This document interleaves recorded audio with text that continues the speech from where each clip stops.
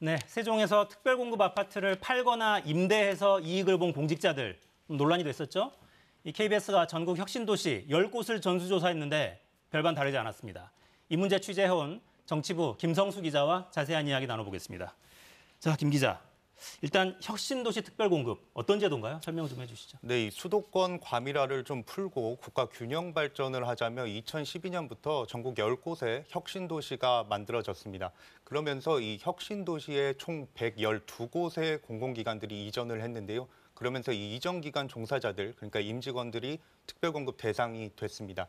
혁신도시에 거주를 하면서, 그러니까 실제 거주를 하면서 업무에 집중하란 뜻이었는데요. 그렇기 때문에 이주비 지원이라든가 취득세 면제, 그리고 일반 분양보다 낮은 경쟁률까지 각종 혜택이 주어졌습니다.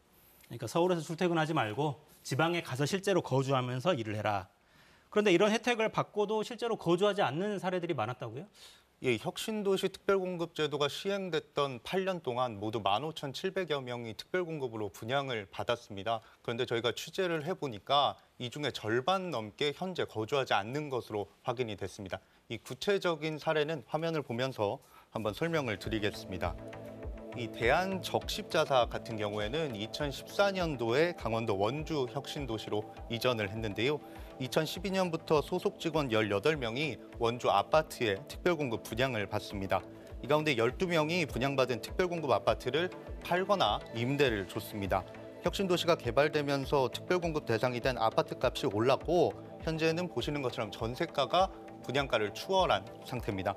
이 대한적십자사 관계자를 실제로 만나봤는데 이 서울지사와 원주 본사를 인사이동하는 직원들이 많아서 불가피한 측면이 있었다. 이런 취지로 해명을 했습니다. 그러니까 원주에서 근무하게 되면서 특별공급을 받았지만 서울로 발령이 나면 거주할 수가 없으니까 불가피하게 매매를 하거나 임대를 줬다.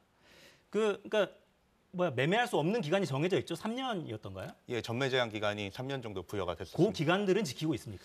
그런데 이게 전매 같은 경우에도 특정한 사정이 있으면은 예를 들어서 혁신도시에 현재 근무할 수 없다는 것만 증명이 되면은 이 전매 기한 내에도 분양권을 그러니까 매매할 수 있습니다. 그러니까 서울로 다시 발령이 나거나 이런 경우. 예, 그렇습니다. 상대적으로 부산 쪽은 아무래도 집값이 많이 올랐을 텐데 이쪽은 어떻습니까? 예, 부산 혁신도시 같은 경우에는 상당히 많은 수가 특별공급을 받기도 했고 현재 이 부산에서는 13곳의 공공기관이 자리를 잡고 있습니다.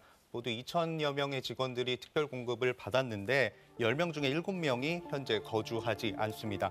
1,000여 명 가까이 아파트를 매매나 전매를 했고 이 가운데 분양가 대비 9억 원을 남긴 공공기관 직원도 확인이 됐습니다. 사실 신도시가 개발이 되고 기업을 유치하게 되면 주변 지역의 아파트 값은 오르는 게 보통 아닙니까? 근데 집값이 오르면 얻을 수 있는 불로소득에 대한 제한이 있었어야 하는데 정부가 너무 공급에만 집중을 하다 보니까 이런 점에 좀 소홀했다 이런 지적이 나옵니다.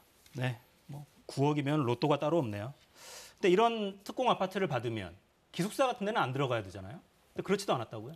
예, 말씀하신 대로 특별공급 아파트를 받고 그 아파트는 전세를 주거나 임대를 주면은 상당히 이중 혜택이라는 비판이 나오는데요. 그렇기 때문에 국토부에서 이런 악용 사례를 막기 위해서 특별공급을 받으면 기숙사에 살 수 없게 지침을 마련했습니다. 당연히 그래야죠. 그런데 이 각 기관들별로 이 특별공급 명단이 잘 관리가 되지 않다 보니까 이 지침이 사실상 유명무실해졌습니다.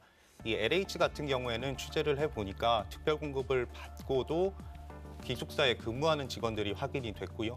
LH는 취재가 시작되자 해당 직원들을 기숙사에서 퇴소시키겠다고 말했습니다. 이전 기관 관계자들을 만나서 이야기를 들어보니까 실제로 직원들이 스스로 특별공급을 받았다고 말하지 않는 이상 확인할 수 있는 방법이 없다. 이렇게 토로하기도 했습니다. 문제점은 분명한데 이거 처벌이나 이익금 환수도 좀 어려울 테고 특공 이 제도는 앞으로 어떻게 해야 됩니까? 사실 이 부분에 대해서는 전문가들의 의견이 많이 갈리는데요. 그러니까 특별공급 제도의 필요성은 인정을 하면서도 지금처럼 제도의 취지가 너무 악용이 되고 있기 때문에 실거주 의무 혹은 아예 기숙사를 전면적으로 운영을 해서 반드시 꼭 직접 이 개인의 소유물이 되지 않게 하는 점이 중요하다. 이런 공통적인 의견은 있더라고요. 그렇죠. 그러니까 시세 차익만 얻고 팔고 관사에 살면서 임대는 주고 이중으로 돈을 이렇게 받아가게 이런 건 좀 안 했으면 좋겠네요. 방법 좀 찾았으면 좋겠습니다. 네, 김성수 기자 수고하셨습니다.